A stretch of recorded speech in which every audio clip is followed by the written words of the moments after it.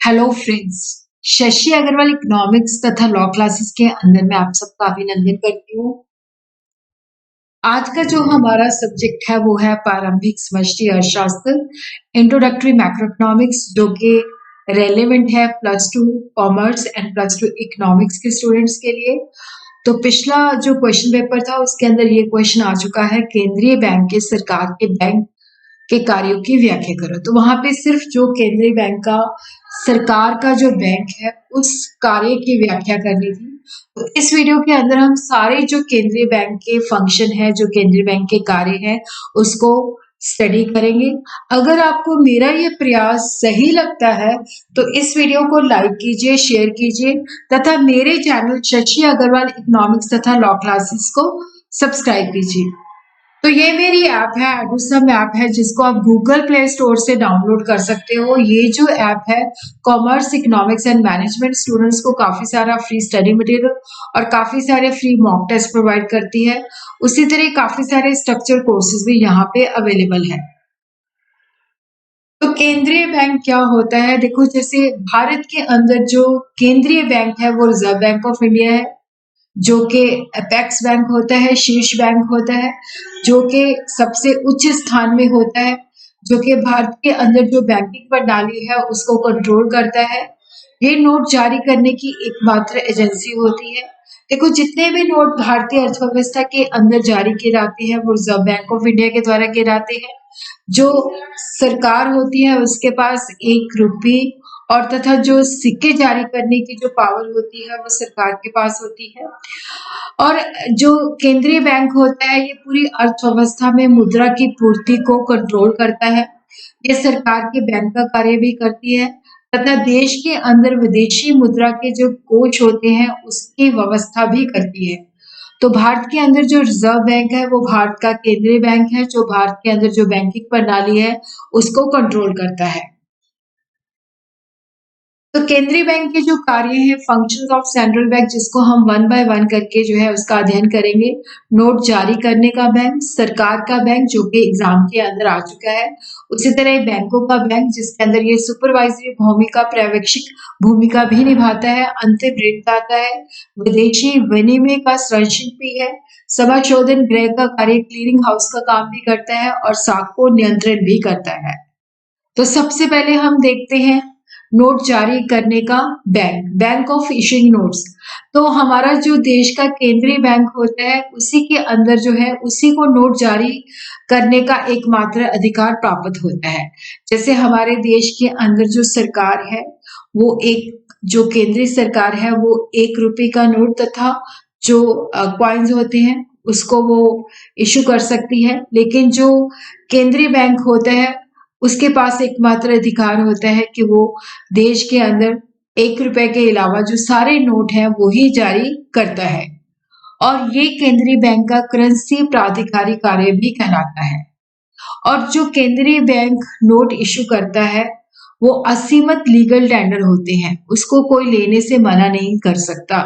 जब भी भुगतान करना होता है तो जो केंद्रीय बैंक के द्वारा नोट इशू किए गए हैं वो असीमित लीगल टेंडर होते हैं, कोई भी उसका पेमेंट लेने से मना नहीं कर सकता। सरकार का बैंक, जो कि क्वेश्चन के अंदर आ चुका है। तो देखो, जो केंद्रीय बैंक है वो सरकार का बैंक भी है, एजेंट भी है तथा वित्तीय सलाहकार भी है। सरकारी बैंक के रूप में ये सरकारी विभागों के खाते की व्यवस्था करता है। जितने भी सरकारी विभाग होते हैं उनके खातों को मैनेज करता है। एक एजेंट के रूप में ये सरकार के बेसिस पे, सरकार के बिहाफ पर जो प्रतिभूतियां होती हैं, जो सिक्योरिटीज होती हैं, उनकी सेल और परचेज करता है। एक एजेंट के रूप में ये सरकार के लिए प्रतिभूतियों की खरीद तथा बिक्री भी करता है और ये सरकार का एडवाइजर भी होता है। तो ये सरकार को बताता है कि मुद्रा बाजार, मनी मार्केट को किस तरह से नियंत्रण करना है और किस तरह से संबंधित पॉलिसीज बनानी है। Bankers bank and supervisory role, banker का बैंक है और पर्यवेक्षी भूमिका। देखो, बैंकों का बैंक होने के कारण इसका देश के अन्य बैंकों के साथ लगभग वही संबंध होता है जो एक कमर्शियल वाणिज्यिक बैंक का अपने ग्राहकों के साथ होता है। तो इसके अंदर 3 चीजें आ जाती हैं कि जो हमारा केंद्रीय बैंक होता है, ये जो कमर्शियल बैंक होते हैं, वाणिज्यिक बैंक होते हैं, उनसे जमा स्वीकार करता है तथा उन्हें ऋण प्रदान करता है, उनसे पैसे एक्सेप्ट करता है, उनके डिपॉजिट्स लेता है तथा उनको लोन प्रोवाइड करता है। देखो जो सेंट्रल बैंक है वो क्लियरिंग हाउस की सुविधा भी प्रदान करता है। ये एक ही स्थान पर चेक क्लियरिंग सुविधा भी प्रदान करता है। तीसरा जो कार्य है कि जो अपनी सुपरवाइजरी की भूमिका के अंदर, पर्यवेक्षक भूमिका के अंदर केंद्रीय बैंक ये सुनिश्चित करता है कि जो वाणिज्यिक बैंक होते हैं, जो कमर्शियल बैंक होते हैं, उसके जो डायरेक्शन है, उसके जो निर्देश है, उसका पालन करते हैं। विशेषकर कैश रिजर्व रेशियो तथा स्टैट्यूटरी लिक्विडिटी रिजर्व के संबंध के अंदर जो भी निर्देश दिए जाते हैं सीआरआर और एसएलआर के संबंध में, वो उसको पूरा करता है। केंद्रीय बैंक को जब भी जरूरत होती है तो वो सीआरआर और एसएलआर के अंदर बदलाव करता है और ये सुनिश्चित करता है कि जो कमर्शियल बैंक है इन बदलावों का पालन करते हैं ताकि जो हमारे ऑब्जेक्टिव हैं, जो पूर्व निर्धारित ऑब्जेक्टिव हैं, उनको प्राप्त किया जा सके। अंतिम ऋणदाता, lender of the last resort. देखो जब किसी कमर्शियल बैंक को कहीं से भी कर्जा प्राप्त नहीं होता, ऋण प्राप्त नहीं होता, तो वो केंद्रीय बैंक से अंतिम ऋणदाता के रूप में ऋण की मांग करता है। तो केंद्रीय बैंक जो है उससे उचित प्रतिभूतियां लेता है जिसके जिसके बेसिस पे वो बैंक को उधार देता है। और जब भी कोई इमरजेंसी होती है तो जब जो रिजर्व बैंक ऑफ इंडिया है कमर्शियल बैंक को लोन देता है तो ये सुनिश्चित करता है कि देश की बैंकिंग व्यवस्था में कोई धक्का ना पहुंचे तथा मुद्रा बाजार के अंदर जो है स्थिरता जो है वो बनी रहे।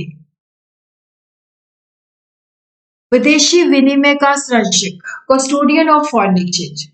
तो ये अंतरराष्ट्रीय मुद्रा बाजार में विनिमय दर को भी स्थिर प्रदान करने के लिए कोशिश करता रहता है और यहाँ पे ये प्रबंध तरलशीलता का प्रयोग भी करता है।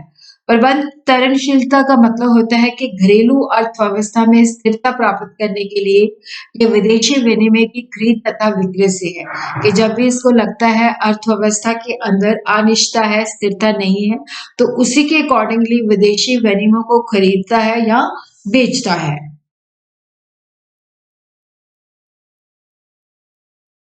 क्लियरिंग हाउस फंक्शन का भी ये कार्य करता है। जैसे ए बैंक को बी के नाम पर 12,000 रुपए का चेक प्राप्त होता है और बी बैंक को ए के नाम पे 15,000 रुपए का चेक प्राप्त होता है, तो दोनों बैंकों के जो खाते होते हैं सेंट्रल बैंक में होते हैं और दोनों बैंकों के चेक क्लियरिंग हाउस जो है जो रिजर्व बैंक के माध्यम से क्लियर कराते हैं। तो ये मतलब देखता है कि ज्यादा जो है नकदी का ट्रांसफर जो होता है उसके ऊपर मतलब भी कम से कम जो है नकदी का प्रयोग होना चाहिए।